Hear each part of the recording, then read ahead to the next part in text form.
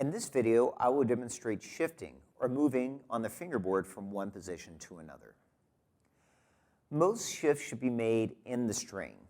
This means that when you're moving from one note to another through a shift, you should not lift your fingers out of the string or fingerboard, leaving the weight of your hand in the string.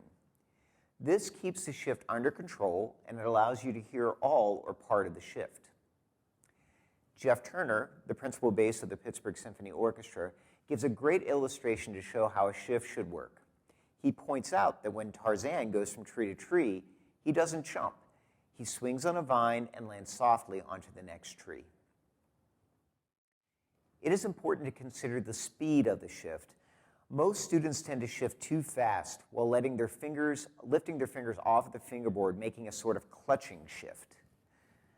The tempo of the music, the distance of the shift, and the character of the music should determine the speed.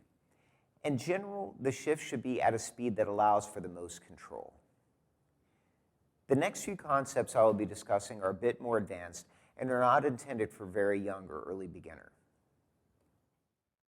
When shifting, it is important to think about what finger you are shifting on. There are primarily three choices. First is the old finger shift, when you shift on the finger you were using and change it to the new finger at the end of the shift. Second is the new finger shift, when you start the shift with the finger you will be using for the next note. The last option is a combination of both, when you start with the old finger and change to the new finger before you finish the shift. The music should determine what type of shift you use.